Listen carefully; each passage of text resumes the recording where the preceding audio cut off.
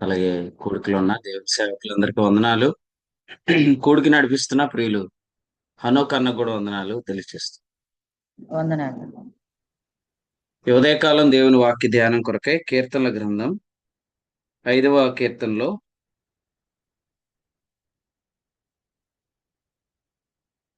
మనం చదువుకున్న వాక్యంలో 12వ వచనాన్ని చదువుకుందాం. యెహోవా నీతిమంతులను ఆశీర్వదించువాడు నీవే, కేడెముతో కప్పినట్లు నీవు వారిని దయతో కప్పెదు. కావున నీ నామమును ప్రేమించువారు నిన్ను గూర్చి ఉల్లసింతురు.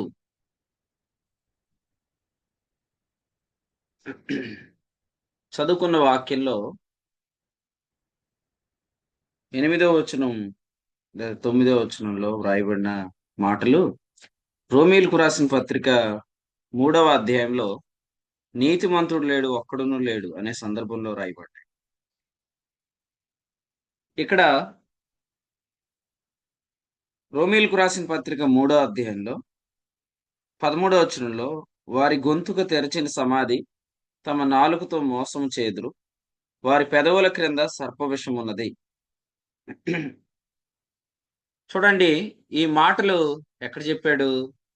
నీతిమంతుడు లేడు, ఒక్కడును లేడు అనే సందర్భంలో చెప్పాడు. అందరు వీడియోస్ ఆన్ చేయాలి. నీతిమంతుడు లేడు, ఒక్కడును లేడు అనే సందర్భంలో చెప్పాడు. అయితే ఈ కీర్తనలో 12వ వచనంలో యెహోవా నీతిమంతులను ఆశీర్వదించువాడు నీవే అని చెప్పాడు. కాబట్టి సందర్భాన్ని అనుసరించి వాక్యాన్ని మనం ధ్యానం చేస్తే నీతిమంతుల ఆశీర్వాదం అనే వాక్యాన్ని మనం ధ్యానం చేద్దాం. నీతిమంతుల ఆశీర్వాదం.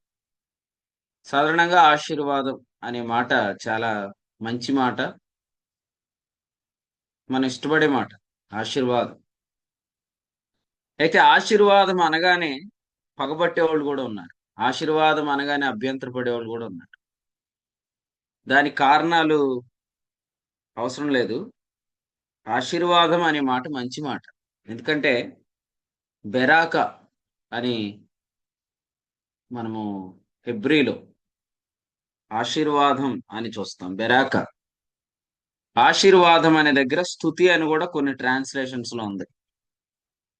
చూడండి, కొరింథీయులకు రాసిన మొదటి పత్రిక 10వ అధ్యాయంలో ఆశీర్వచనపు పాత్ర అని ఉంది కదా, అక్కడ ఏముంది? స్తుతించు స్తుతి పాత్ర అని వ్రాయబడి. బెరాక అంటే ఆశీర్వాదం, బెరాక అంటే స్తుతి. సో బెరాకాలో ఎవరున్నారు? బర్ అంటే కుమారుడు అని అర్థం. సో బెరాకాలో కుమారుడు ఉన్నాడు. కాబట్టి ఆశీర్వాదము అనేది కుమారుని గురించిన అంశం. కాబట్టి దాని విషయంలో అభ్యంతర పడాల్సిన అవసరం లేదు. ఆశీర్వాదము అనే మాట మంచి మాట. చాలా మంది పేర్లు ఆశీర్వాదం అని కూడా పెట్టుకున్నారు. ఆశీర్వాదమ్మ, ఆశీర్వాదం గారు అని కూడా ఉంటది. అయితే వినండి, నీతిమంతులను ఆశీర్వదించువాడవు నీవే అని చెప్పాడు కదా. సో అసలు ఆశీర్వాదం అంటే ఏంటి అనేది మనం చూద్దాం. ఈ ఉదయకాలం రోమీయులకు రాసిన పత్రిక 15వ అధ్యాయం 29వ వచనాన్ని చదువు. రోమీయులకు రాసిన పత్రిక 15వ అధ్యాయము 29వ వచనం. నేను మీ యొద్దకు వచ్చినప్పుడు క్రీస్తు యొక్క ఆశీర్వాద సంపూర్ణంతో వత్తునని ఎరుగుదును. క్రీస్తు యొక్క సువార్త ఆశీర్వాదంతో వత్తునని ఎరుగుదును. Right. Samuel Peter, Anand Babu గారు, వీళ్ళందరం తీసేయండి అన్న. కాలేబు గారు, సుమంత్, ఈ బ్యాచ్ మొత్తం వాళ్ళు ప్రార్థన చేసి పంపించేయండి. సుమంత్ రిక్వెస్ట్ పెట్టాడండి. ఎవరు సుమంత? అవునండి, బయట ఉన్నాను. మిగిలిన తీసేయండి. జాకబ్ గారిని పంపించండి, వీళ్ళందరినీ. కాలేబు గారిని, ఆనంద్ బాబు గారిని. జాకబ్ గారు అన్నా కూడా వందనాలన్నా. చెప్పండి. అన్న ప్రశాంత్ జాయిన్ అయ్యాడు అన్న, కొంచెం ఈ రోజు వీడియో ఆఫ్ చేసుకుంటా అన్నాడు అన్న. ఇప్పుడు ఆయన కూడా ఎందుకండి? అదే నిన్న అంటే మీరు అడిగారు కదా, మీరు మీ ఫ్రెండ్ జాయిన్ అదే అవుతారా? ఇప్పుడు ఈ బ్యాచ్ కి టైం అవ్వలే. ఏమంటే కాలేబు గారు మీటింగ్ ఎన్నింటికండి? 5 గంటలకు స్టార్ట్ అయింది. పాటలు పాడుతున్నారు, వాక్యం చదువుతున్నారు, ప్రార్థన చేస్తున్నారు. మీరు ఎందులో ఉండట్లేదు. ఆ? ఎందులో ఉండకపోయినా వీడియో ఆన్ చేయట్లేదు. మళ్ళీ ఆయన ఏంటంటే అలా తీసేయమంటాడు, బొత్తిగా తీసి పారేస్తున్నారు అంటాడు. రైట్, అందరూ వీడియో లాంచ్ చేయండి, రిక్వెస్ట్ చేసిన వాళ్ళు తప్ప. రోమా 15:29 మళ్ళీ ఒకసారి చదువు. రోమీలకు రాసిన పత్రిక 15:29 వచ్చింది. నేను మీ యొద్దకు వచ్చినప్పుడు క్రీస్తు యొక్క ఆశీర్వాద సంపూర్ణముతో క్రీస్తు యొక్క సువార్త ఆశీర్వాద సంపూర్ణంతో వత్తునని ఎరుగుదును.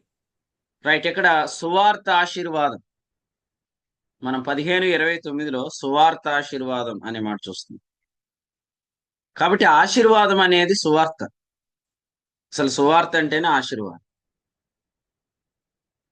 సువార్త అంటే కుమారుని గూర్చిన వార్త అని కూడా అర్థం. అందుకనే బెరాక అనే దానిలో బర్రె అంటే కుమారుడు అని మనం చూస్తాం. అంటే కుమారుని అందున్న సమస్తమును గూర్చిన వార్త సువార్త.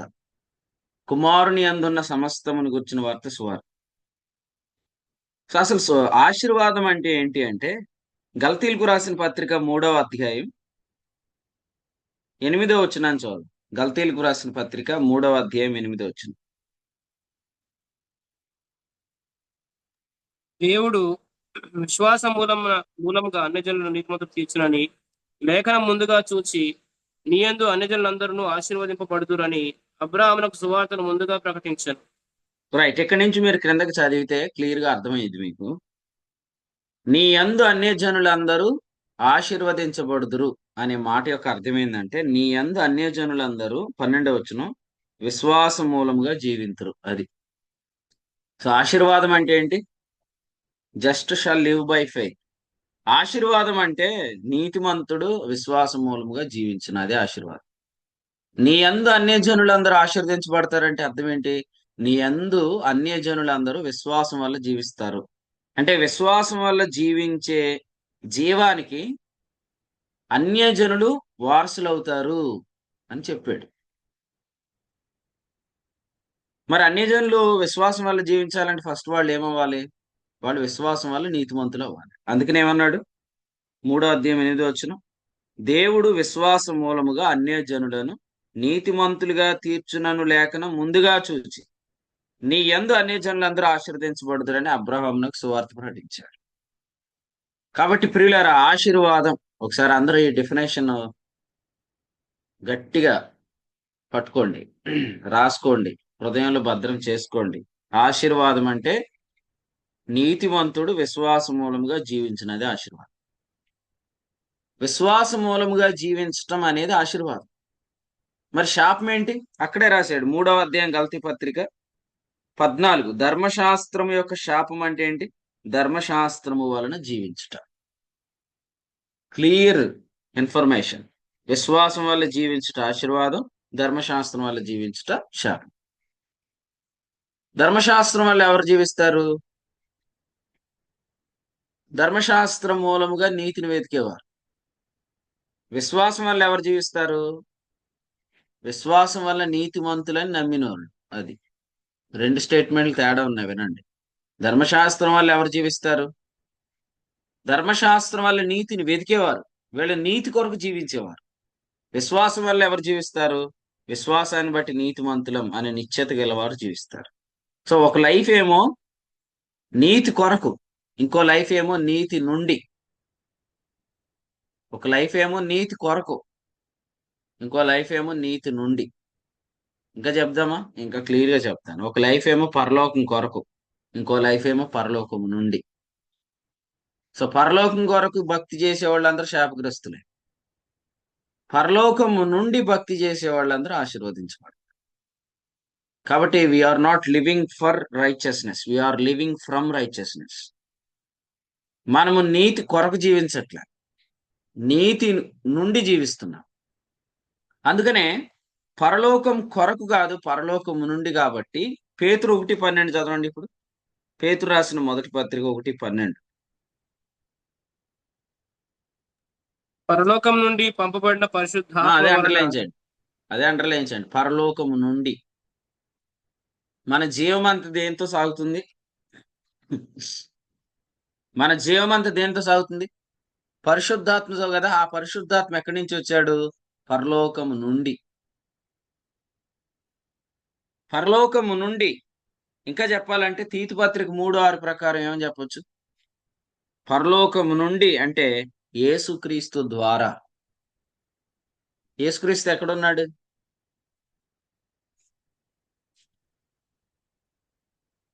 పరలోకంలో యేసుప్రభు ఎక్కడున్నాడు? పరలోకంలో. ఎస్, పరలోకము నుండి అంటే యేసుక్రీస్తు ద్వారా పరిశుద్ధాత్ముడు జీవింపజేస్తున్నాడు. కాబట్టి యేసుక్రీస్తు మన నీతి అయితే యేసుక్రీస్తు నుండి జీవిస్తున్నాం, పరిశుద్ధాత్మ ద్వారా జీవిస్తున్నాం. పరిశుద్ధాత్మ వల్ల జీవించటమే ఆశీర్వాదం. విశ్వాసం మూలంగా జీవించటమే ఆశీర్వాదం. పరలోకం నుండి జీవించటమే ఆశీర్వాదం. అందుకనే జీవం ఎక్కడుంది అన్నాడు? కొలసీ పత్రిక 3:3 చదువుదాం మళ్ళీ. నీతిమంతుడు విశ్వాస మూలముగా జీవించును అనే జీవం ఎక్కడుంది? ఆశీర్వాదం అనే జీవం ఎక్కడుంది? కొలసీ 3:3. మీ జీవం క్రీస్తుతో కూడా దేవుని యందు దాచబడి ఉన్నది. ఎక్కడ? దేవుని యందు అంటే మొదటి వచనం. మీరు క్రీస్తుతో కూడా లేపబడిన వారైతే పైనున్న వాటిని వెతకడి, అక్కడ క్రీస్తు దేవుని కుడిపార్శ్వమున కూర్చుండి ఉన్నాడు. అదన్నమాట. సో పైన ఉన్నది మన జీవం పరలోకమందు ఉన్నది. పేతురు 1:5లో కూడా ఈ మాట ఉంది. సరే వినండి ప్రియులారా, పరలోకము నుండి జీవిస్తున్నాం, పరిశుద్ధాత్మ ద్వారా జీవిస్తున్నాం, యేసుక్రీస్తు ద్వారా జీవిస్తున్నాం. We are not living for heaven, we are living from heaven. మన యేసుక్రీస్తు ద్వారా పరిశుద్ధాత్మ అనుగ్రహించబడ్డాడు కదా, ఆత్మ ద్వారా జీవిస్తాం. అంటే ఈరోజు పరిశుద్ధాత్మ వలన జీవించని వారందరూ నీతిమంతులని నిశ్చేత లేని వారే. నీతిమంతులని నిశ్చేత లేకపోతే దేని కొరకు జీవిస్తాం? నీతిమంతులుగా తీర్చబడటం కొరకు జీవిస్తాం. అలా జీవించటమే ధర్మశాస్త్రం యొక్క శాపం. ప్రభు మనల్ని అందరిని ఏం చేశాడు చెప్పండి? ధర్మశాస్త్రం యొక్క శాపము నుండి విమోచించాడు. అంటే నీతి కొరకు జీవించడం అంటే ప్రార్థనకి వెళ్ళినా నీతిమంతులం అవుతామేమోనని వెళ్ళేవాళ్ళు, వాక్యం చదివినా నీతిమంతులం అవుతామేమోనని చదివేవాళ్ళు, ప్రార్థన చేసినా వాక్యం చదివినా ఏం చేసినా దేవుని దృష్టికి అంగీకరించబడతామని చేసేవాళ్ళు. ఇప్పుడు దేవుని దృష్టికి అంగీకరించబడ్డాము అనే దానిలో చేస్తున్నాం. భోజనాలు పెడుతున్నారు లేదా? ప్రతిరోజు రాత్రి కూడికల్లో అందరూ చాలా ప్రయాసపడుతున్నారు ఇప్పుడు. ప్రభు స్తోత్రం. మరి ఈరోజు ఇవన్నీ ఎందుకు చేస్తున్నారు? ఇలా చేస్తే పిల్లలు పుడతారు, ఇలా చేస్తే పెళ్ళి అవుతుంది, ఇలా చేస్తే ఏదో జరుగుతుంది అని కాదు. యేసుక్రీస్తు ద్వారా ఆయన చేసిన ఒక్క పుణ్యకార్యం ద్వారా మనం దేవుని దృష్టికి అంగీకరించబడ్డాం. కానీ ఇప్పుడు ఇవన్నీ పరిశుద్ధాత్మ ద్వారా జరిగిస్తున్నాం. అదే ఆశీర్వాదం. సో ఆశీర్వాదం అంటే మనం చాలా వివరంగా కొన్ని పదాలు చదివాం. రోమా 15:29, గల్తీలకు రాసిన పత్రిక 3:8, అలాగే పేతురు 1:12, తీతు పత్రిక 3:5 వచనాలు మనం 6వ వచనం 3-6 చదువుకున్నాం. ఇప్పుడు చూడండి, నీతిమంతుడు విశ్వాసం మూలంగా జీవించిన అనే జీవం ఎక్కడుంది? పరలోకంలో ఉంది. మనం పరలోకం నుండి జీవిస్తున్నాం. పరలోకాన్ని హెబ్రీ పత్రిక 1:4 ఏమన్నాడు? ఉన్నత లోకం అన్నాడు. కాబట్టి ఈ జీవన విధానం చాలా ఉన్నతమైంది, పురాతనమైంది కూడా. ఎందుకంటే ఇలా ఎవరు జీవించారు? ఇలా ఎవరు జీవించారు అంటే మానవుణ్ణి సృష్టించిన దేవుడు జీవించాడు. కాబట్టి ఏది సనాతనం, ఏది పురాతనం అని ఫస్ట్ మ్యాగజైన్ అన్నమాట, ఫస్ట్ వాల్యూమ్ బుక్ అదే. అసలు మన మ్యాగజైన్ టైటిల్ కూడా అదే, ఆది అయి ఉన్న ధర్మం. ఆది అయి ఉన్న ధర్మం అంటే ధర్మశాస్త్రం అనుకున్నాడు ఒక ఆయన. బుక్ రిలీజ్కి వచ్చి ధర్మశాస్త్రం అన్నాడు. ఆది అయి ఉన్న ధర్మం అంటే ధర్మశాస్త్రం కాదు. ఎందుకంటే ధర్మశాస్త్రం అబ్రహాం తర్వాత 430 సంవత్సరాలకు వచ్చింది. ఆది అయి ఉన్న ధర్మం ఏదంటే విశ్వాసమే, కృపే. ఎందుకంటే దేవుడే కృప అయి ఉన్నాడు. కాబట్టి ఏది పురాతన జీవన విధానం, ఏది ఉన్నతమైన జీవన విధానం? పురాతనం అంటే అన్నిటికంటే ముందున్నది, ఉన్నతం అంటే అన్నిటికంటే పైన ఉన్నది. ఉన్నతమైన జీవన విధానం ఏదంటే just shall live by faith. నీతిమంతుడు విశ్వాసం వలన జీవించును. చూడండి ఎంత ఉన్నతమైనదో మీకు చూపిస్తాను. పేతురు మొదటి పత్రిక 3వ అధ్యాయం చదవండి. పేతురు రాసిన మొదటి పత్రిక 3వ అధ్యాయం ఆఖరి వచనం. ఆయన పరలోకం అంటే పరలోకమునకు ఏంటి? వెళ్ళి దూతల Yes, మీదను పరలోకం అంటే ఏంటో చూడండి, చదవమ్మా. ఆయన పరలోకమునకు వెళ్ళి దూతల మీదను అధికారుల మీదను శక్తుల మీదను అధికారం పొందిన వాడై దేవుని కుడిపార్శ్వంలో ఉన్నాడు. చూడండి ఇక్కడ పరలోకం అంటే ఏమనుందంటే శక్తుల మీద అధికారం పొందినవాడే, దూతల మీద అధికారం పొందినవాడే, అధికారుల మీద అధికారం పొందినవాడే. దీనినే 21లో ఏమన్నాడు? నిర్మలమైన మనస్సాక్షి. నేను శక్తుల పైన ఉన్నాను, దూతల మీద ఉన్నాను, అధికారులు. అంటే దూతలు కూడా ఈ జీవన విధానంలో లేరు. దేవదూతలు జీవించే విధానం వేరు, శక్తులు జీవించే విధానం వేరు, అధికారులు జీవించే విధానం వేరు. వీరందరికంటే పైన ఉన్నది ఆశీర్వాదం. అంటే నీతిమంతుడు విశ్వాసం వల్ల జీవించననేది ఈ పరలోకం అంటే దూతల కంటే పైన ఉంది. అందుకని ఏమంటాడంటే జీవాహారం అనేది దూతలు తిన్న ఆహారం కాదు అంటాడు యేసుప్రభు. ఎందుకంటే జీవాహారం ఎవరెవలేదన్నాడు?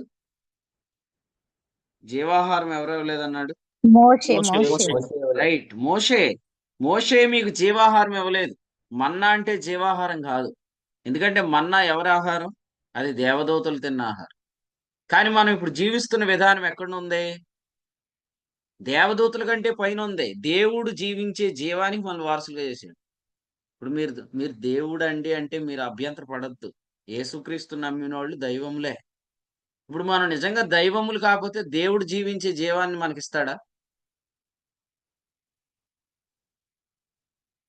ప్రపంచంలో కొంతమంది ఎలా బ్రతుకుతున్నారా అని వాళ్ళ వీడియోలు చూస్తారు కదా. వాళ్ళ జీవన విధానం ఎలా ఉంటది, వాళ్ళ ఆహార పద్ధతి ఎలా ఉంటది. కానీ దేవదూతలు మీ జీవిత పద్ధతి చూస్తారు. అది మీరు తెలుసుకోవాలి. మీరు ఎవరో వీడియోలు చూడకండి. సీఎం గారు పొద్దుడే లేచి మొలకలు తింటాడా? పిఎం గారు పొద్దుడే లేచి మార్నింగ్ వాక్ ఎక్కడ చేస్తాడు? ఇది కాదు, అది మీకు వింత. కానీ దేవదూతలు మీరు ఎలా జీవిస్తున్నారు అనేది చూస్తారనమాట.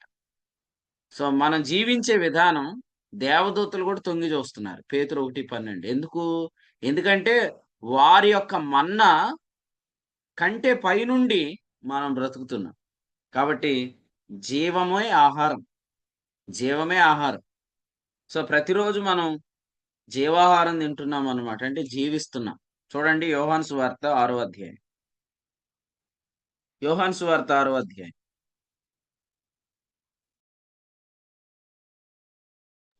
32 చదవండి. 6:32. యోహాను 6:32.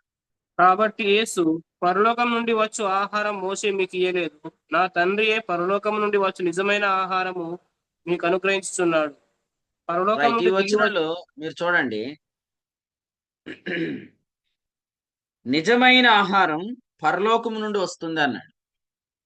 మీకు అర్థమైంది? ఇక్కడ ఆహారం అంటే వాస్తవంగా ఆహారం కాదు, ఆహారం అని చెప్తున్నాడు. కానీ ఇక్కడ ఆహారం అంటే జీవించుట, ద వే ఆఫ్ లివింగ్. నీతిమంతుడు విశ్వాసం వల్ల జీవించుట అనేది ఆహారం అని చెప్తున్నాడు. అంటే మీరు ఈ జీవితంలోకి వెళ్ళిపోతే అసలు ఆహారం తిన్నామా తినలేదా అనే ఆలోచన కూడా ఉండదు, ఆ చింత కూడా ఉండదు మనకి ఎప్పుడు అదే ఆలోచన. అరే టైం 7 అయిపోతుంది, టిఫిన్ చేయాలా లేకపోతే గ్యాస్ వచ్చేసిద్ది. మధ్యాహ్నం 12. పౌలరాజు గారు చూడండి ఏదో తినేస్తే అంటున్నాడు వాక్యం. అదనమాట, ఏదోటి పర్లేదు, మైక్ ఆన్ చేసుకోవద్దు, వద్దు, నీకు చాలా డిస్టర్బెన్స్ గా ఉంది, వద్దులే, నేను ప్రభు దీవించును కాక. అది ఎప్పుడు చూసినా ఏదో ఒకటి తినాలా. మధ్యాహ్నం అయినప్పుడు కొంతమంది టానిక్ వేసుకోవాలా, రాత్రి అయినప్పటికి అది తినాలా ఇది తినాలా అని అనుకుంటున్నారు. కానీ అసలు మీరు జీవం మీద మనసు పెట్టండి, తినటం మీద కాదు, జీవం మీద మనసు పెట్టండి. ఎందుకంటే జీవమే ఆహారం అని చెప్పాడు. యేసుప్రభు ఏమన్నారు? మీకు తెలియని ఆహారం నా యొద్ద ఉందన్నాడు. అప్పుడు యేసుప్రభు శిష్యులు ఏమనుకున్నారు? ఎవరో వచ్చి ఆయనకి ఏ రేగిపళ్ళు ఇచ్చారు,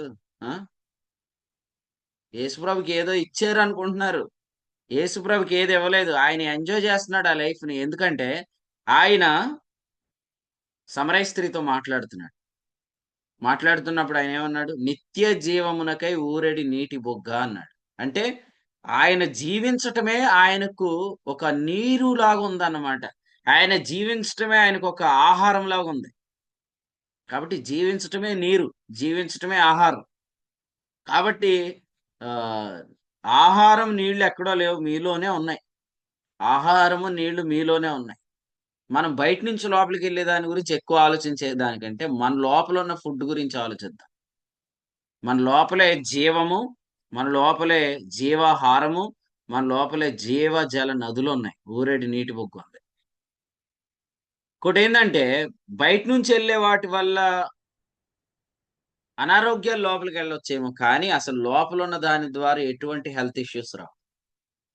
అందుకనే మన లోపల ఉన్న జీవాహారం గురించి ఆలోచిద్దాం. Okay, right. ఇప్పుడు మీరు చదవండి 6వ అధ్యాయం యోహాను సువార్త 63 చదువుదాం. యోహాను సువార్త 6:63. ఆత్మయే జీవింప చేయుచున్నది, శరీరం కేవలం నిష్ప్రయోజనము. నేను మీతో చెప్పి ఉన్న మాటలు ఆత్మయు జీవమునై ఉన్నవి. తమ్ముడు ఇప్పుడు 68 చదవండి.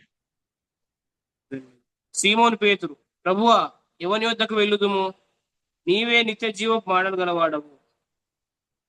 చూడండి, ఈ నీవే 2 మాటల్లో ఆత్మయు జీవమై ఉన్న మాటలు అన్నాడు, నిత్య జీవపు మాటలు అన్నాడు, శరీరం కేవలం నిష్ప్రయోజనం అన్నాడు.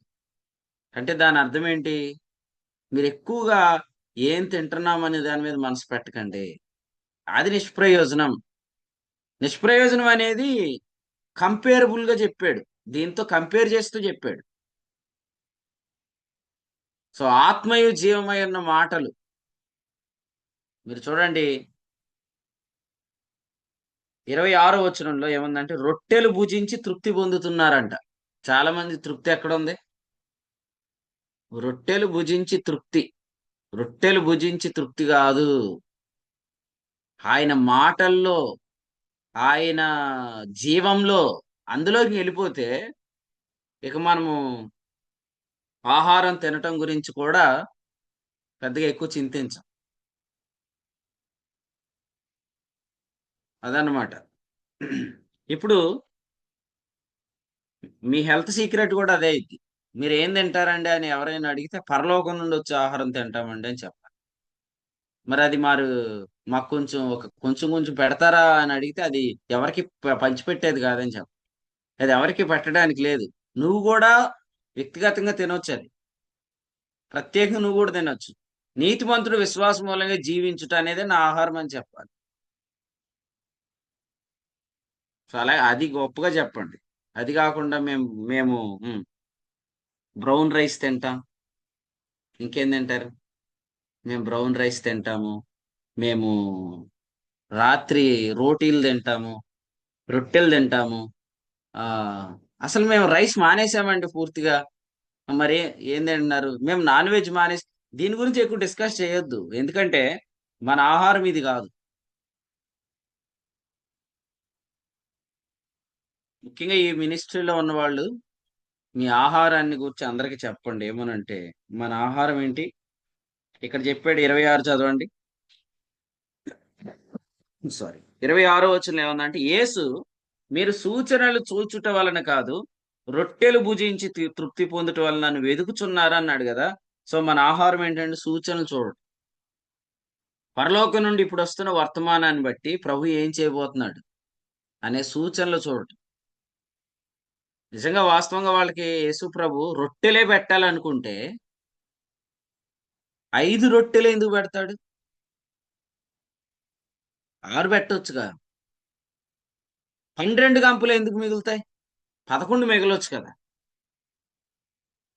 కాబట్టి యేసు ప్రభు 5 రొట్టెలు పెట్టాడంటే 5గురు అపోస్తుల గురించి చెప్తున్నాడు. అపోస్తుడైన పౌలు, అపోస్తుడైన పేతురు, అపోస్తుడైన యోహాను, యోధ, అలాగే యాకోబు. సో 5 గురించి చెప్తున్నాడు. ఇందులో 2 చేపలు పట్టేవాళ్ళు, అందుకని పేతురు, యోహాను 2 చేపలు పడతారు కాబట్టి 2 చేపలు అని చెప్పాడు. సో ఇందులో ఒక సూచన ఉంది. సో మనం తింటుంది రొట్టెలే గాని ఇంతకీ రొట్టెలు తిని భుజించడం వల్ల కాదు, రొట్టెలు తిని తృప్తి పొందటం వల్ల కాదు.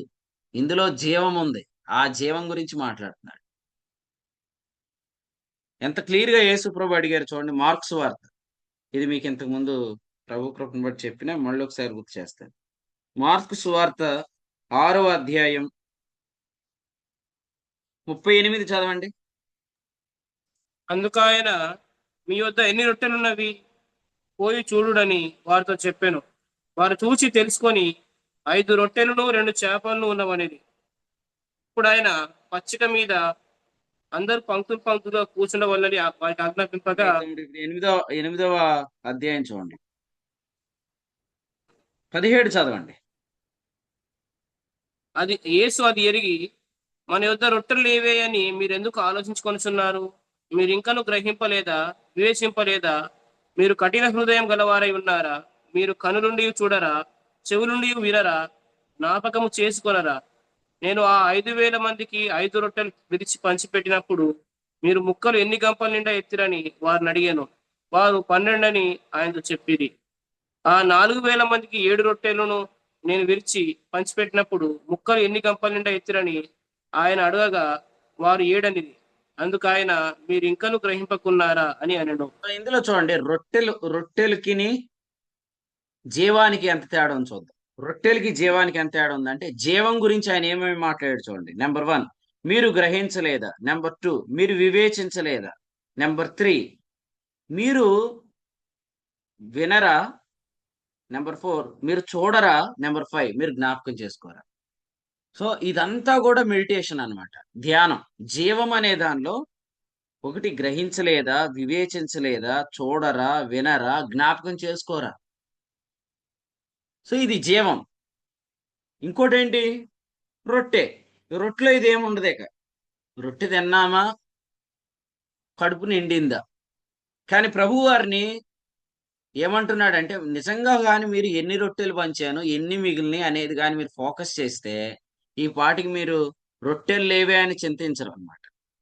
సో ప్రతిరోజు మన డే ఎలా స్టార్ట్ అయ్యిద్ది? రొట్టెలు లేవే, రొట్టెలు లేవే అని స్టార్ట్ అవ్వకూడదు మీ లైఫ్. రొట్టెలు లేవు అని కాదు, మీకు అర్థమైందా? అసలు రొట్టెలు లేవు అనే చింత కూడా రాదంట. ఇశ్రాయేల్ అన్న అసలు ఎంత మంచి బ్రతుకు కదా, రొట్టెలు లేవు అనే అది ఎంత అద్భుతంగా ఉంటది. అదే పరలోకం. మా పాస్టర్ గారు ఎంత మంచి పాస్టర్ గారు అంటే, పక్కోళ్ళు రొట్టెలు తినేయమని చెప్తున్నాడు అనుకోకండి. అది కాదు దీని భావం. మీరు జీవం గురించి ఆలోచించండి, అప్పుడు రొట్టెలు ఎలాగూ మీకు ప్రభు ఇస్తాడో మీరే చూస్తారు. మీరు చూడాలంటే మీరు ఫోకస్ చేయాల్సిన దాని మీద ఫోకస్ పెట్టండి. ఎన్ని గంపలు మిగిలాయి అన్నాడు? 12. ఎన్ని గంపలు మిగిలాయి అన్నాడు? 7. మీరు గ్రహించలేదా అన్నాడు. ఎందుకన్నాడు? 12 7s are 84. 84 మీన్స్ గ్రేస్ అన్నమాట. సో 12 7 84. 84 అంటే కృప.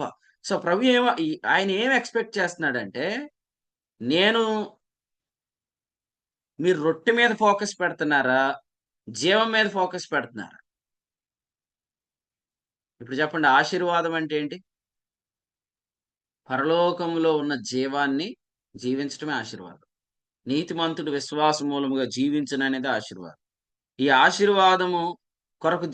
ఆశీర్వాదంలో జీవించే వాళ్ళు ఉన్నారు, ఆహారం కొరకు బ్రతికే వాళ్ళు ఉన్నారు. మనిషి మొత్తం ఆహారం కొరకే బ్రతుకుతాడు, అవునా కదా? జాన్ ప్రతిపాటి అంటున్నాడు అనమాట. ఏమనంటే, అన్న ప్రోగ్రామ్ లేకపోతే కూడా ఇప్పుడు టెన్షన్ వరి ఏం లేదన్నా, ఇదివరకు అసలు ప్రోగ్రామ్ లేకపోతే ఏదో కోల్పోతున్నానని అనిపించింది అన్న అన్నాడు. మంచిదే. మరి సిస్టర్ జీవి మాల్ మానేసిన తర్వాత కూడా అట్లనే ఉండాలి, ధైర్యంగా. ఓకేనా? ఉంటావు. జీవం మీద మనసు పెట్టండి. పేతురు రాసిన మొదటి పత్రిక 3వ అధ్యాయం 10వ వచనం చదవండి. పేతురు రాసిన మొదటి పత్రిక 3వ అధ్యాయం 10వ వచనం. జీవమును ప్రేమించి మంచి దినములు 9 చదవమ్మా ఒకసారి. 9.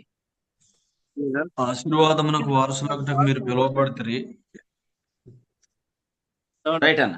చూడండి, ఇక్కడ ఆశీర్వాదము అనే దగ్గర, ఆశీర్వాదం అంటే జీవాన్ని ప్రేమించటం. ఎంత ప్రేమిస్తున్నాడు! నేను మీ అందరినీ చూసి చాలా సంతోషిస్తున్నాను. ఇశ్రాయేల్ అన్నను గురించి రాత్రి ఒక ఆయన ఇలా అడుగుతున్నాడు, ఆయన ఎక్కడి నుంచి వచ్చాడండి అని అడిగాడు. ఆయన ఉండ్రాజవరం నుంచి వచ్చాడండి అన్న. అంటే ఉండ్రాజవరం నుంచి ఒక్కడే వచ్చేసాడా అని అంటున్నారు అనమాట. అంటే జీవాన్ని ప్రేమించిన వాళ్ళు ఆ జీవం కోసం ఎంత దూరమైనా ప్రయాణం చేస్తారు. ఉం? వాళ్ళ సహోదరులు మేము వచ్చేస్తున్నాం మీరు నడిచేయండి అన్నారట. మరి వాళ్ళెంత దొంగ దెబ్బ కొట్టారు చూడండి. అయినా కూడా ఆయన నిరాశ పడకుండా ఓన్లీ వాళ్ళ మాట విని నేను ఆగిపోయాను కానీ ఈ రోజు ఆగలేదు అన్నాడు. ఈ రోజు ప్రసాద్ గారు ప్రార్థన చేస్తానన్నాడు. సత్యానోక్ గారు వద్దు బాబు నువ్వు ప్రార్థన చేయొద్దు అన్నాడు. ఎందుకు? ఎందుకంటే ఆయన ఆసక్తి ఏంటో మనకు నిన్న తెలిసిపోయింది. అదనమాట. సో ఆశీర్వాదం అంటే జీవాన్ని హత్తుకోవటం. దాని కొరకు ప్రజలు ఎప్పుడు వచ్చేవారు ప్రభు దగ్గరికి? పెందలకాడనే. లూకాసు వార్త 19:48 మీరు చదవండి. ఆయన యొక్క జీవాన్ని హత్తుకోవటం కొరకు, వాక్యాన్ని వినటం కొరకు ప్రజలు పెందలగండే దేవాలయానికి వచ్చేసేవారు. ఎర్లీ హవర్స్ లో వాక్యం వినటం చూసి కరీంనగర్ లో ఉన్న రోమన్ క్యాథలిక్ పాస్టర్ గారు ఆశ్చర్యపోయారంట. బోనస్రాణి అని పిలిచి అసలు ఇంత ఎర్లీ మార్నింగ్ లో హాల్ అంతా జనాలతో నిండిపోతుంది ఏంటని అడిగారంట. అంటే ఫస్ట్ కొంతమంది వాళ్ళకి నెగిటివ్ గా చెప్పారనమాట. ఏంటంటే ఆ ఉన్న రోజులన్నీ బాగానే ఉన్నా లాస్ట్ లో వెకేట్ చేసే ముందు ఆ కొంతమంది ఇంతలా వాడేసుకుంటున్నారు ఏంటి అని కొంతమంది అసూయపడినోళ్ళు ఆయనకి చెప్పినా ఆ తర్వాత దేవుని సేవకులు భానుశ్రాన్ని పిలిచి ఆయన చాలా ఆనందించాడంట. ఇంకొకసారి మీరు అడిగితే నేను ఏర్పాటు చేస్తాను, ఆదిలాబాద్ లో కూడా నేను సహాయం చేస్తానని కూడా మాట ఇచ్చాడు ఆయన. అంటే మీరు చూడండి, ప్రజలు ఎందుకు పెందలకడే వస్తున్నారు? ఎందుకంటే ఆయన జీవపు రుచి అర్థమైతే దాని కొరకు ప్రజలు వస్తారని. కానీ ఉదయకాలం లేవగానే చాలా మంది భారాలు, చింతలు, ఏమి సంపాదించుకోవాలి, ఏం తినాలా, ఈ రోజుకి ఏమీ లేదు, నువ్వేమో ఆ వీడియో ఆన్ చేసుకొని కూర్చున్నావు, నువ్వు వాక్యం వింటున్నావు, నీకు చింతలేదా, యేసు ప్రభుకి చింతలేదా, ఆ వాక్యం చెప్పేవాడికి చింతలేదా అని తిట్టుకుంటా ఉంటారు నన్ను పక్క నుంచి. సో వాళ్ళ టెన్షన్లు వాళ్ళ ఆహారం కొరకు బ్రతికేవాళ్ళు. వాళ్ళు ఆహారం కొరకు బ్రతికేవాళ్ళు భారాలు అలా ఉంటాయి. ఆశీర్వాదంలో బ్రతికేవాళ్ళు ఆనందం ఎలా ఉంటది అనమాట. కాబట్టి పేతురు రాసిన మొదటి పత్రికలో 3వ అధ్యాయం 9లో ఆశీర్వాదమునకు వారసులు జీవమును ప్రేమిస్తారు. వాళ్ళు జీవాన్ని ప్రేమిస్తారు. నేనేమంటానంటే మీరు ఎవరినో సంతోష పెట్టాల్సిన అవసరం లేదు. జీవాన్ని ప్రేమిస్తున్నప్పుడు మీ లైఫ్ స్టైల్ ఖచ్చితంగా కొంచెం సపరేట్ గానే ఉంటుంది. కొందరు సోమరులు అంటారు. మరి ఫరో ఏమన్నాడు? యెహోవా ఎవరు? నేను యోసేపుని ఎరగను, మీరు సోమరులు అన్నాడు. కానీ వారి గురించి ఫరో సోమరులు అని అనక ముందే మంత్రసానులు ఏమని సాక్ష్యం ఇచ్చారు? హెబ్రీ స్త్రీలు ఐగుప్తు స్త్రీల వంటి వారు కారు, వారు చురుకైన వారు అన్నాడు. కాబట్టి మీరు వాక్యం చదువుకుంటున్నప్పుడు ఇంట్లో కూడా, వాక్యాన్ని ధ్యానం చేస్తున్నప్పుడు ఇంట్లో, ఒరేయ్ నీవు ఈ బైబిల్ పట్టుకొని నువ్వు ఇంత సోమరోడివి, నువ్వేం చేయడం చేతగాక అనే మాటలు వస్తున్నాయా? దేవునికి స్తోత్రం చెప్పండి. ఎందుకంటే అవి ఎందుకు వస్తాయనంటే అటు సాతానుడు. గుర్తుపెట్టుకోండి. నేను చెప్పానని చెప్పి మీరు అనేకండి నువ్వు సాతానని. మీరు వాక్యం చదువుకోండి అంతే. కానీ మీరు తెలుసుకోండి వాడు సాతాను. ఎందుకంటే వాడు యేసుప్రభు దగ్గరికి వచ్చి ఏం మాట్లాడాడు తెలుసా? ఈ రాళ్ళు రొట్టెలగునట్లు ఆజ్ఞాపించమంటున్నాడు. ఆయనకు అసలు ఆహారాన్ని గురించి చింతే లేదు. మత్తయి సువార్త 3వ అధ్యాయంలో అప్పుడు యేసుప్రభు ఏమన్నారు? మనుషుడు ఆహారం వలన కాదు గాని దేవుని నోటి నుండి వచ్చి మాట వలన జీవించును. మత్తయి సువార్త 4వ అధ్యాయం 4. కాబట్టి వాడు ఖచ్చితంగా సాతానని మీకు ప్రూఫ్ చూపించాను ఈ ఉదయం. కాబట్టి మీరు గ్రంథాన్ని ధ్యానం చేయటం వాడు సహించలేడు. వర్క్ ఈజ్ వర్షిప్ అంటాడు. వర్క్ ఈజ్ వర్షిప్ అంటాడు. మీరు అప్పుడేమనాలి? వర్డ్ ఈజ్ వర్షిప్ అనాలి. Word is worship, not work is worship. Word is worship. అలాగని క్వశ్చన్ అడుగుతారనమాట. ఓహో అయితే మరి ఏంటి ఏమి అని అన్నప్పుడు పేతురుని పిలిచి యేసుప్రభు అన్నాడు, మనం ఎందుకు పన్ను కట్టాలి? అసలు వాస్తవం చెప్పాలంటే మనం పన్ను కట్టక్కర్లేదు, మన స్వతంత్రులు. అయినా కూడా నువ్వు వెళ్ళు, గాలం వేయి. అంటే మనం అంత మన ఉద్యోగం గురించి, మన భవిష్యత్తు గురించి అంత ధైర్యంగా ఉండాలి. మనం ఎంత ధైర్యంగా ఉండాలంటే జీవం మీద మనసు పెట్టాం, జీవిస్తున్నాం. కాబట్టి మన అక్కర్ల విషయంలో మనం అన్యాయంగా వెళ్ళే దౌర్భాగ్య స్థితి ఆయన ఇవ్వడు మనకి. తెస్సలోనిక పత్రికలో ఏమన్నాడు? సొంతముగా పని చేసి తినండి అన్నాడు. అక్రమంగా తినొద్దు అన్నాడు. ఒకళ్ళ అన్నం మెతుకు తినే దౌర్భాగ్యం ప్రభు నీకు ఇయ్యడు. ఒకళ్ళ డబ్బులు ఆశించే ఆ దౌర్భాగ్యం నీకు ఇయ్యడు. జీవం మీద మనసు పెడితే సమస్తం ఇస్తాడు. ఎందుకంటే మీరు పేతురు రాసిన 2వ పత్రిక మొదటి అధ్యాయం 3, 4 వచనాల్లో ఏముంది? జీవమునకు కావలసిన వాటినన్నిటిని ఆయన మనకు దయచేస్తాడు. జీవాన్ని ప్రేమించమనేమో మొదటి పత్రికలో చెప్పాడు. జీవాన్ని ప్రేమించే వాళ్ళకి జీవమునకు కావలసిన వాటిని అన్నిటి దయచేస్తాడు. కాబట్టి మీరు చాలా క్రమంగా కూడా ఉంటారు. ఎందుకంటే ఇతరులు తింటున్నప్పుడు, ఇతరులది అనుభవిస్తున్నప్పుడు ఒక విశ్వాసి అలా అక్రమంగా ఉండటానికి ఇష్టపడ్డు. ఎందుకంటే పరలోకంలో ఉన్న జీవం అలా లేదు. పరలోకంలో ఉన్న జీవం అలా ఉందా? ఒకళ్ళు లాగి తినేసేటట్టు, ఎవరిదో మనం తినేటట్టు లేదు కదా. ఇతరుల మీద ఆధారపడే జీవితం కాదు మనది. కాబట్టి ప్రియులారా, దయచేసి ఈ ఆలోచన నుంచి బయటకు రండి. ఏదంటే సాతాను ఆ రొట్టెలగునట్లు ఆజ్ఞాపించుకో. అంటే నువ్వు ఆహారం తినలేదు, 3 రోజులు అయిపోయింది, ఆహారం లేదు, ఆహారం ఆహారం ఆహారం అనే ఆలోచనలోకి తీసుకెళ్తున్నప్పుడు మనమంతా కూడా జీవం జీవం జీవం అనే దాని మీద ఫోకస్ చేయాలి. ఎందుకంటే అది ఆశీర్వాదం అని చెప్పాడు. ఈ సువార్త ఆశీర్వాదం ప్రభు మనకు అనుగ్రహించినందుకు ప్రభుకు స్తోత్రం చెల్లిద్దాం. ఎందుకంటే మనము 5వ అధ్యాయము కీర్తనల గ్రంథంలో మొదటి వచనంలో ఏమంటున్నాడంటే నా ధ్యానము అంటున్నాడు. మై మెడిటేషన్, నా ధ్యానం. సో ఎప్పుడు వాక్యాన్ని ధ్యానం చేస్తూ ఆ తలంపులతో తృప్తి చెందుతూ కదండి. నిజంగా మనము వాక్యాన్ని ధ్యానం చేయడానికి ఎక్కడ కూర్చోవాలనుకుంటాం? సేమ్ మొదటి కీర్తన అనుభవమే. నీటి కాలువలు యోరను నాటబడిన చెట్టు వలె ఒక ప్రశాంతంగా ఎక్కడైనా వాటర్స్ వెళ్తున్న దగ్గర, ఆ ఫ్లో ఆఫ్ వాటర్స్ దగ్గర కూర్చొని బైబిల్ తెరిచి వాక్యాన్ని ధ్యానం చేయాలనే ఆలోచన కలుగుతూ ఉంటది అనమాట. వాక్యాన్ని ధ్యానం చేయండి. బైబిల్ పట్టుకొని వెళ్తే ఇంట్లోనే మొదలెడతారు. ఏంటి అక్కడ కూడా చదువుకొని అక్కడ కూడా ధ్యానం చేసేస్తావని. అందుకని మొబైల్ ఫోన్ పట్టుకొని కూర్చొని అక్కడ బైబిల్ ఓపెన్ చేసుకొని చక్కగా చదువుతూ దాన్ని మెడిటేట్ చేస్తూ వచ్చిన తలంపులు అదే మొబైల్లో నోట్స్ ఓపెన్ చేసి ఆ నోట్స్ లో రాసుకుంటూ వాటిని బట్టి గంతులేస్తూ జీవించాలన్నమాట. ఎందుకంటే మన ఆహారం ఇదేనండి. మనం బ్రతకటమే దీనివల్లే. మా దేవుని ఇప్పుడు ఆదాములో ఉన్నాం అనుకోండి, జీవించు ప్రాణి కాబట్టి ఈ రొట్లే రొట్లే రొట్లే. కానీ ఇప్పుడు మనం కడపటి ఆదాములో ఉన్నాం. ఆయన యందు ఉన్నవాడు కూడా మనుషుడే, కానీ ఈ మనుషుడు జీవింపచేయు ఆత్మ. మరి జీవింపచేయు ఆత్మకు ఆహారం ఏంటి? మొలకల, రొట్టెల? చెప్పండి. రోజుకో యాపిల్ తినాలి కదా. ఎంత తెలివి అంటే చూడండి, జామకాయ కూడా ఇప్పుడు యాపిల్ పండు అంత కాస్ట్ అయిపోయిందంట. ఎందుకు అయిపోయింది? మేము మొన్న మాట్లాడుకుంటున్నాం అన్నాడు. ఎందుకంటే ఆడు మంత్రి సత్యనారాయణ అన్నవాడు ప్రమోట్ చేస్తాడు దాన్ని. ఏమంటాడు? ఒక జామకాయ తింటే అంటాడు. ఎందుకంటే జామకాయ వాళ్ళందరూ కూడా వ్యాపారం బాగా చేయాలంటే ఈడు ప్రమోట్ చేస్తాడు అనమాట. కాబట్టి మీరు వాటి చుట్టూ తిరగకండి, అక్కడ స్టక్ అవ్వకండి. మీరు మన ఆహారం వేరు. ఎవరైనా వచ్చి మిమ్మల్ని ఏంటి ఇంకా టిఫిన్ చేయలేదా, ఇంకా భోజనం చేయలేదా అంటే అయ్యబాబు చేయలేదు కదా, అందుకేని అనుకుంటాం మొన్నటి నుంచి కొంచెం నాకు తేడా ఉంది, ఇవన్నీ మాట్లాడతారు మీరు. అదంతా వేస్ట్, అది చెత్త. మీరు వెంటనే ఏమనాలంటే మీరు జీవించు ప్రాణులు, మేము జీవింపజేయ ఆత్మలం. మీరు ఆదామునందు ఉన్నారు, మేము కడపటి ఆదాములో ఉందాం. మా డైట్ వేరండి, మా ఆహారపు అలవాట్లు వేరు అని చెప్పండి.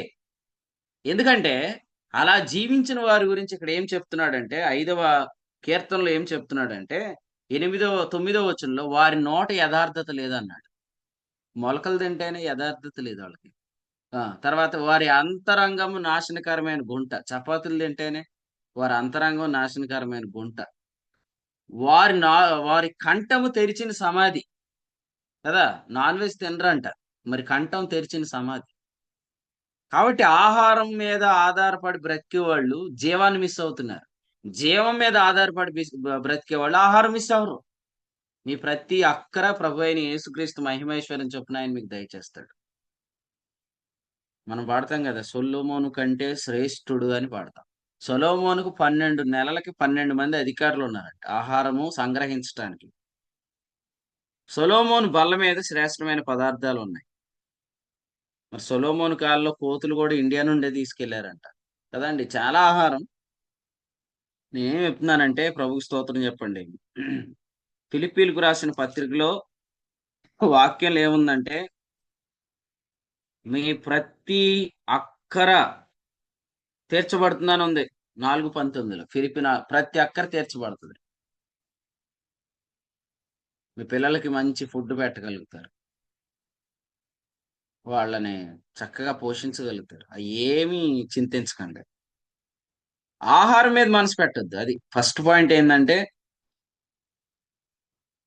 ఎంత మంచి ఆహారం తింటున్నామని అనుకుంటున్నారు కానీ ఇశ్రాయేలీల కంటే మంచి ఆహారం ఎవరు తిన్నారు ప్రపంచంలో ఇంతవరకు? ది బెస్ట్ క్వాలిటీ ఫుడ్ తిన్నోళ్ళు వాళ్ళే, కానీ వాళ్ళందరికీ విశ్రాంతి లేదు, చచ్చిపోయారు. కాబట్టి ముఖ్యమైనది ఆహారంలో విశ్రాంతి లేదు, జీవంలో విశ్రాంతి ఉంది. కాబట్టి పరలోకం నుండి వచ్చే ఆహారంలో విశ్రాంతి ఉంది. అవునా కదా? ఎన్ని రెస్టారెంట్స్ ఉన్నాయి హైదరాబాద్లో? స్టాన్లీ అన్న, మన కడపలో ఎన్ని ఉంటాయి చెప్పండి రెస్టారెంట్లు? కడపలో ఎన్ని రెస్టారెంట్లు ఉంటాయి? హైదరాబాద్లో ఎన్ని రెస్టారెంట్లు ఉన్నాయి కదండి? ఒక్క రెస్టారెంట్ అయినా ఇలా రాశారా, ఈ రెస్టారెంట్ లో తింటే రెస్ట్ దొరికిద్ది అని రాశారా? ఈ రెస్టారెంట్ లో తినే వాళ్ళకి రెస్ట్ దొరికిద్ది అని ఎక్కడైనా ఉందా? ఎక్కడా ఉండదు. కానీ ఈ ఆహారం తినేవాడు విశ్రాంతిని పొందుతాడు. పరలోకము నుండి వచ్చే ఆహారం తినేవారు విశ్రమిస్తారు. అందుకని ఏం చెప్పాడంటే, యోహాను సువార్త 6వ అధ్యాయంలో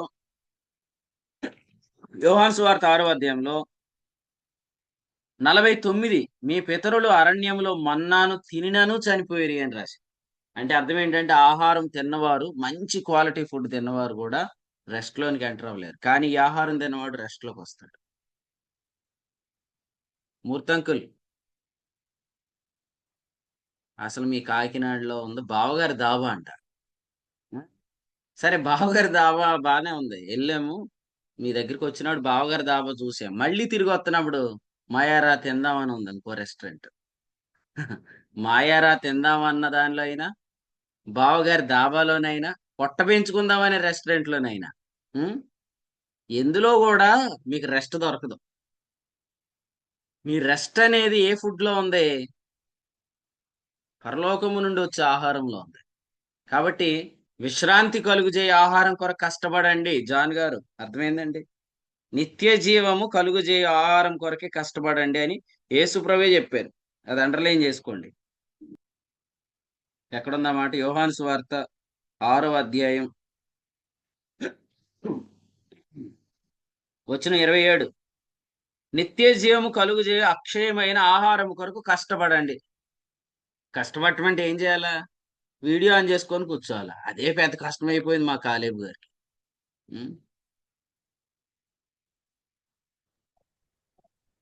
నిజం చూడండి, మీరు ఎప్పుడైనా ఆయన భోజనానికి ఇన్వైట్ చేయండి, రాడు. ఎందుకంటే మీరు ఎంత పెద్దది పెట్టినా అంతకంటే పెద్దది ఉంటది ఇంట్లో. ఆయన ఆహారం వేరు. అసలు ఈ ఆహారం కూడా కష్టపడండి. అర్థమైంది? ఈ ఆహారం కావాలి మనకి. ఎంత దూరమైనా, అది ఎంత భారమైనా రావాలా? ఆహారం సమకూర్చుకోవాలి. లైవ్ లో ఇంటే ఏమొచ్చింది? లైవ్ లో వినే వాళ్ళకి డైరెక్ట్ వినే వాళ్ళకి తేడా లేకపోతే మా హైదరాబాద్ వాళ్ళు అందరూ స్క్రీన్ పెట్టేసుకుందాం అనుకున్నారట. మా సందీప్ అన్న ఇచ్చాడు సజెషన్, స్క్రీన్ ఎట్టేద్దామన్నా బర్ణబాస్ అన్న అక్కడి నుంచి చెప్తాడు అన్నాడంట. అప్పుడు నేను వచ్చాక అంటున్నాడు, అన్న స్క్రీన్ ఏంటన్నా, డైరెక్ట్ వింటేనే తృప్తి. ఆ తృప్తి మీకు ఉంటదనే కొంచెం కష్టమైన ప్రయాణాలు చేస్తున్నాం ఎక్కడికైనా వెళ్ళటానికి. ఎందుకంటే లైవ్ లో వేరది. అర్థమైంది కదా జాన్ పాల్? నీ ఇష్టం. ఇక యోహాను సువార్తలో 6వ అధ్యాయంలో ఏముందంటే, ఈ ఆహారం కొరకు కష్టపడండి అని ఉంది. నిత్య జీవం కలుగుజే ఆహారం కొరకు కష్టపడండి. కష్టమే, కొన్ని ప్రయాణాలు కష్టంగానే ఉంటాయి, కానీ మనం దేని కొరకు వెళ్తున్నాం?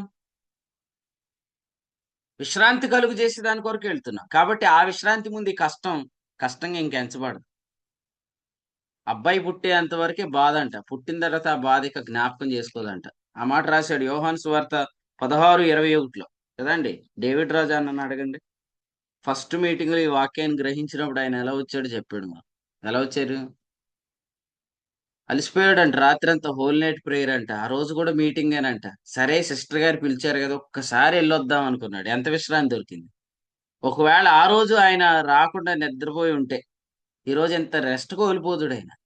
కాబట్టి మీరు యోహాను సువార్త 16వ అధ్యాయంలో చెప్పినట్లుగా 21లో ఆమె గడియ వచ్చినప్పుడు ఆమె వేదన పడిద్ది, కానీ శిశువు పుట్టగానే లోకమందు నరుడొకడు పుట్టినని సంతోషం చేత ఆమె ఆ వేదన మరి ఎన్నటికి జ్ఞాపకం చేసుకుంది. సరే వచ్చాము, మరి వర్షం పడింది, తడిచాము, జలుబు కూడా వచ్చింది. అందరు దాని గురించి మాట్లాడతారు. ప్రార్థనకి ఎందుకు నువ్వు వెళ్ళటం అంత అవసరమా? లైవ్ లో వినొచ్చు కదా. పండు గారు లేడా, ఏ నరేష్ గారు లేరా, చూసారు వాళ్ళిద్దరు అనుకుంటున్నారు ఈయన మనల్ని ఏకేస్తున్నాడు 2 రోజుల నుంచి అనుకో. మరి వాళ్ళిద్దరు తెలివైన వాళ్ళు కదా. వాళ్ళ తల దాడలేదు, వాళ్ళకి ఒళ్ళు నలగలేదు. చక్కగా మీరు కష్టపడి వచ్చారు, జలుబు చేసింది అనుకోండి, ఇంట్లో ఏమంటారు? చూసారా అని అంటారు. కానీ ఇక్కడ ఏం చెప్తున్నాడంటే అసలు దొరకాల్సింది దొరికితే ఆ కష్టమే జ్ఞాపకానికే రాదు. అందరు దాని గురించి మాట్లాడతారు కానీ మనం కూర్చుకున్న దాన్ని బట్టి ఎంతో ఆనందం.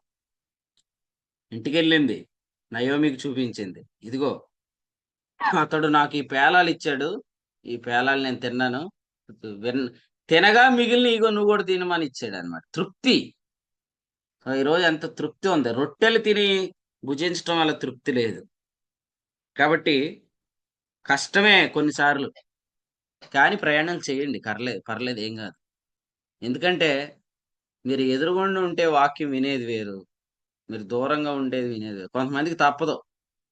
ఇప్పుడు సుష్మా సిస్టర్ గారు న్యూజిలాండ్ లో ఉంటారు, మీరు రాలేదు ఆమె, అయినా కూడా షీఈ్ ఎంజాయింగ్. నాకు చెప్తూ ఉంటది అనమాట, అన్నా ప్రభు ఈ మధ్యలో మాట్లాడుతుంటుంటే గంతులు వేయాలనిపిస్తుంది అంట. అంటే కొంతమంది రాలేరు, కానీ అవకాశం ఉన్న వాళ్ళు రావట్లేదు. కష్టపడండి. ఇప్పుడు ఉద్యోగం ఉందంటే ఎక్కడికో పరిగెత్తుకెళ్తున్నారు కదా. రాత్రి శాంబాబు అన్న హైదరాబాద్ వెళ్ళాడు మ్యారేజ్ కోసం. కానీ వాక్యం అయ్యేంత వరకు అసలు కదలకుండా, ఏ టెన్షన్ పడకుండా, వాక్యం పూర్తిగా అయ్యాక వెళ్ళి బస్సు ఎక్కాడు. మీటింగ్ ఎగ్గొట్టేస్తాకే ప్రయాణాలు ఎట్టుకుంటారు కొంతమంది. ఇది యోనా లాంటి ప్రయాణాలు చేయకండి, తుఫాన్లు వస్తాయి మీ వల్ల. బస్సులో ఉన్న వాళ్ళందరికీ ఇబ్బంది. ఎవడి వల్ల వచ్చిందంటే యోనా అన్న చెప్పాడు కానీ మీరు చెప్పరు. ఆ బస్సు అన్న ఏదన్నా అవ్వాలి కానీ నిజం మాత్రం చెప్పరు. ఇది నా వల్లే వచ్చిందంటే నన్ను ఎక్కడ ఎత్తి పడేస్తారు. అప్పుడంటే తిమింగ్లో ఉంది, ఇప్పుడు ఎక్కడ ఉంటుంది దేవుడికి అనుకుంటారు. ఎన్ని శ్రమలో మీ వల్ల. కానీ పారిపోవద్దు. ఎందుకు పారిపోవాలా? ఈ టేస్టీ ఫుడ్ కోసం మీరు కష్టపడండి. మీకు చక్కగా కోసి మీ చేతికి అందించే నమ్మకమైన పనివారు ఉన్నారు. అందుకనే బోయేస్ చెప్పాడు, పనికత్తెలను వెంబడించమని చెప్పాడు. కాబట్టి మనం ఎంతో స్తుతించవచ్చు. ఎందుకంటే ఈ ఆహారం తింటే నోట్లో యథార్థత ఉంటది, అంతరంగంలో ఆదరణ ఉంటది, కంఠము తెరిచిన సమాధి కాదు, నాలుగుతో హెచ్చగములు ఆడడం. ఎందుకంటే దీని అంతటి వలన మన జీవితమే చాలా బాగుంటది. ఈ అధ్యాయంలో ఇంకోటి చెప్పాడు 6వ వచనంలో, అబద్ధములు ఆడు వారిని నీవు నశింపజేయదు అన్నాడు. అదండి, ఎంత మంచి ఆహారం తిన్నోళ్ళైనా ఏం ఆడతారు? అబద్ధాలు ఆడతారు. కానీ దేవునికి స్తోత్రం చెల్లించండి, పరలోకం నుండి వచ్చే ఆహారం తింటే అబద్ధాలు ఆడం మనం. అబద్ధం ఆడితే ఏం జరుగుతుంది? ఎఫెసీయులకు రాసిన పత్రికలో మీరు ఒకరికొకరు అవయవములై ఉన్నారు కనుక ఒకరితో ఒకరు ఏం చేయొద్దు అన్నాడు? అబద్ధం ఆడొద్దు అన్నాడు. 4:25. మీరే చెప్పండి. మంచి ఆహారం తింటున్నాం మనం, అవయవాలు అబద్ధాలు ఆడుకుంటే ఏం జరుగుతుంది? మంచి ఆహారం తినేది ఎందుకు? అవయవాలన్నీ పోషించబట్టాను. కానీ అవి ఒకదానితో ఒకటి అబద్ధం ఆడుకుంటే క్షేమాభివృద్ధి. చాలా నష్టం జరుగుతుంది. మనం ఏమనుకుంటున్నామంటే మనం బాగా తింటున్నాం అనుకుంటున్నాం, కానీ మన అబద్ధాలు ఆడి ఎంత నష్టం తెచ్చుకుంటున్నాం అనేది మనకు తెలియదు. కానీ పరలోకం నుండి వచ్చే ఆహారం తినవాడు అబద్ధం ఆడకుండా జీవించగలడు. మాత్రమే కాదు, ఇక్కడ చాలా విషయాలు ఉన్నాయి, మీరు తర్వాత స్టడీ చేయండి. చెడుతనమునకు నీ యొద్ద చోటు లేదు, దుష్టత్వం చూచి నీవు ఆనందించువాడు కాదు. 6వ వచనం, కపటము చూపి నరహత్య జరిగించు వారందరూ యెహోవాకు అసహ్యులు. ఇవన్నీ ఎందుకు చెప్పాడంటే ఇవన్నీ ఆశీర్వాదంలో ఉండవు అని చెప్తున్నాడు. ఆశీర్వాదాన్ని అనుభవించిన వాళ్ళు ఇవన్నీ అనుభవిస్తున్నారు. కాబట్టి ఈ ఉదయకాలం మనం అందరం ప్రభుకు స్తోత్రం చెల్లిద్దాం. ఆశీర్వాదం అంటే అర్థమైంది కదా. ఆశీర్వాదం అంటే మన ఆహారం, పరలోకము నుండి దిగి వచ్చుచున్న ఆహారం, జీవాహారం. సో అటువంటి ఆహారం మీరందరూ అనుభవించుదురు గాక. సో మనకు ప్రభు లోపలే ఆహారం ఉంచాడు. సో దానివల్ల జీవించడం స్టార్ట్ చేయండి. అప్పుడు ఆ ఆశీర్వాదం అనుభవిస్తాం. మీకు ఒకటి చెప్పమంటారా? సాతానికి మన లోపలికి వెళ్ళే అవకాశం లేదు. బయట నుంచి వెళ్ళే వాటి వల్లే వాడు ఏదైనా చేయగలడు. కాబట్టి మన ఫోకస్ బయట ఉన్న వాటి మీద పెట్టొద్దు, లోపల ఉన్న దాని మీద పెడతాం. ఎందుకంటే లోపల ఉన్న ఆహారం గురించి ఎక్కువ ఆలోచించండి. మీకు క్వశ్చన్ అడుగుతున్నాను, నాకు ఆన్సర్ చెప్పండి. సాతాను దేవదూతలతో కలిసి వచ్చాడు కానీ పరిశుద్ధాత్మతో కలిసి రాగలడా? చెప్పండి. రాలేదు. లాస్ట్ ముద్ద పెరుగన్న రాలేడు. ముద్ద. ఈ ముద్ద రాలేడు. దాకా ఉంటే ధన్యులు, ముద్ద మధ్యలో వెళ్ళిపోతే ధన్యులుగా. రాలేడు. కాబట్టి మీరు దేవదూతల ఆహారంలోనైనా సాతాను వారిని ఇబ్బంది పెట్టాడు కానీ పరలోకం నుండి వచ్చే ఆహారం తింటే దాంతో వాడు రాలేడు. కాబట్టి ఆ కొన్ని ఇన్ఫెక్షన్స్, కొంత బ్యాక్టీరియా, కొన్ని జబ్బులు, ఇవన్నీ మనం తినే ఆహారము పానం వల్ల కొంత ఇబ్బందులు వస్తాయి. ఎక్కడో వాటర్ చేంజ్ అయ్యిద్ది, కొంచెం మనకి ఇన్ఫెక్షన్ వచ్చింది. అయినా కూడా మనం లోపల ఉన్న వాటర్ని ఎక్కువ యూజ్ చేసుకుందాం, లోపల ఉన్న ఫుడ్ని ఎక్కువ యూజ్ చేసుకుందాం, లోపల ఉన్న జీవాహారం, జీవజలముల మీద ఆధారపడతాం. ఎక్కువ దాని మీద ఆధారపడితే ఇంకా వాడికి అవకాశం ఉండదు. ఏంట్రా బాబు, రానున్న దినాల్లో వీళ్ళు మొత్తం అన్నం తినకుండా కూడా వీడు బ్రతికించేసేటట్టు ఉన్నాడని వాడు భయపడుతున్నాడు. బ్రతికిస్తా, యేసు ప్రభు నామంలో అది జరుగును గాక. ఎందుకంటే super natural way of living లో ఉన్న వాళ్ళు కూడా చాలా మంది ఉన్నారు ప్రపంచంలో. అసలు ఆహారం తినకుండానే జీవిస్తున్నారు చాలా మంది.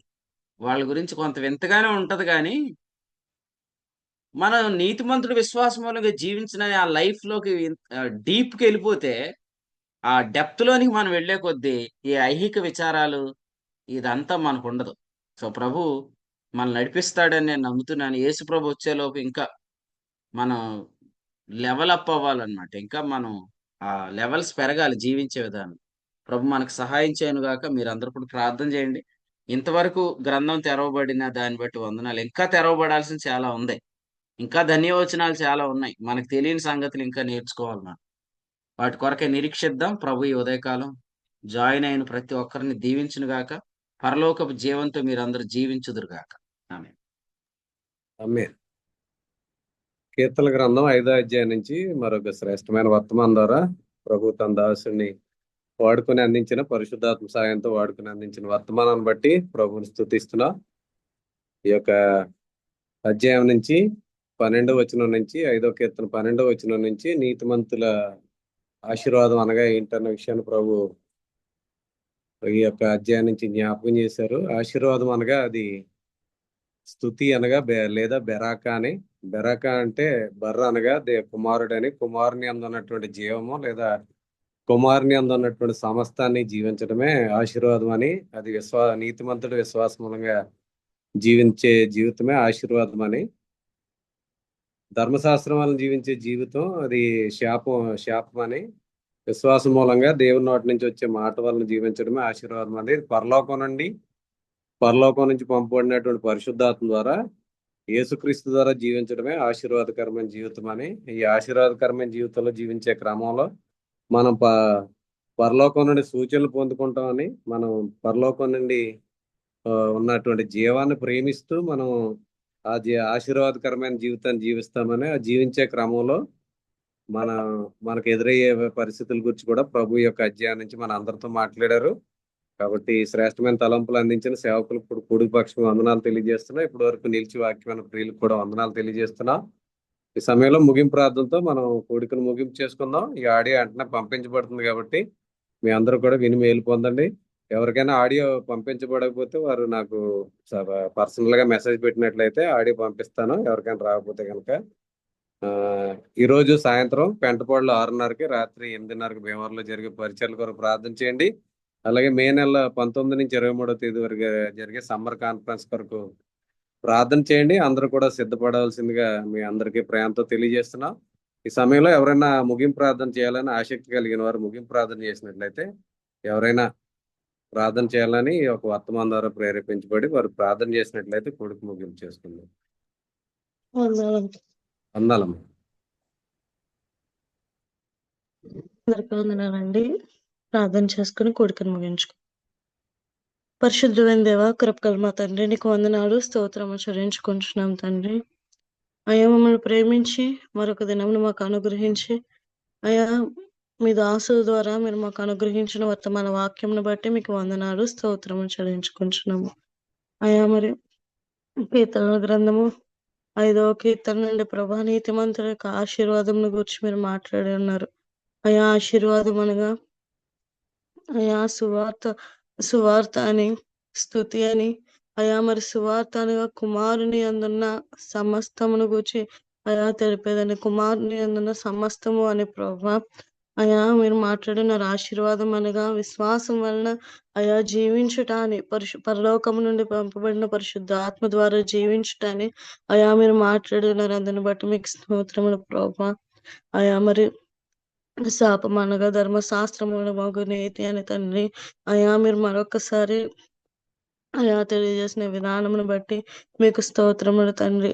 అయా అనుదినము మీరు బయలుపరుస్తున్న సంగతులను బట్టి మీకు స్తోత్రములు.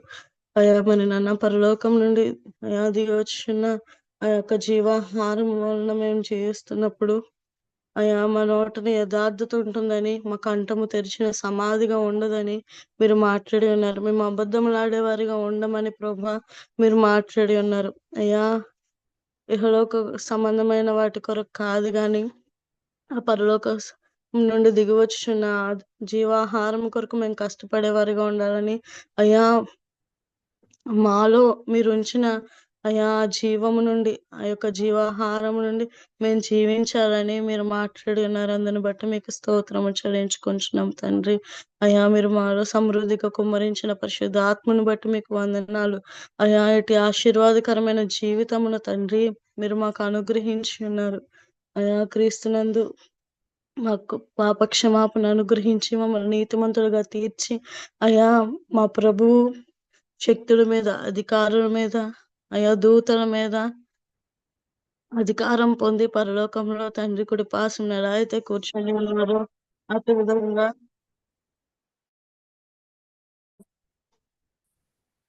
అయా అక్కడ కూర్చుని ఉన్నామనే నిర్మలమైన మనస్సాక్షిని మాకు అనుగ్రహించున్నారు.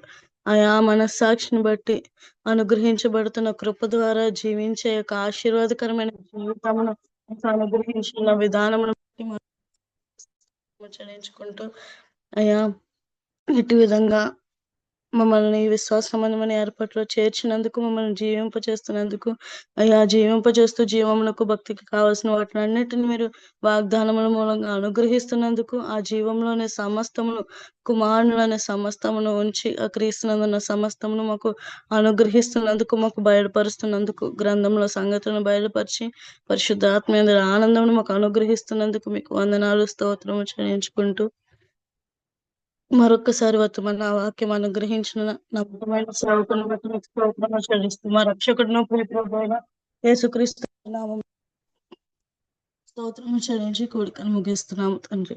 ఆమేన్. అందరికీ వందనాలు. ఆమేన్. ముగింపు ప్రార్థన చేసిన దేవుని సేవకురాలు శ్రావణి గారికి, కొడుకులో ఉన్న ప్రియులందరికీ వందనాలండి. ఒకరికొకరు వందనాలు తెలియజేసుకుని కొడుకు ముగింపు చేసుకుని అందరికీ వందనాలండి. అందరికి వందనాలండి. అందరికి వందనాలు. అందరికీ వందనాలు. అందరికీ అందరికి వందనాలండి. వందనాలండి. అందరికి వందనాలు. అందరికీ వందనాలండి. అందరికీ వందనాలు. అందరికీ వందనాలు. అందరికీ వందనాలండి. అందరికీ వందనాలండి. అందరికీ వందనాలండి. అందరికీ వందనాలు.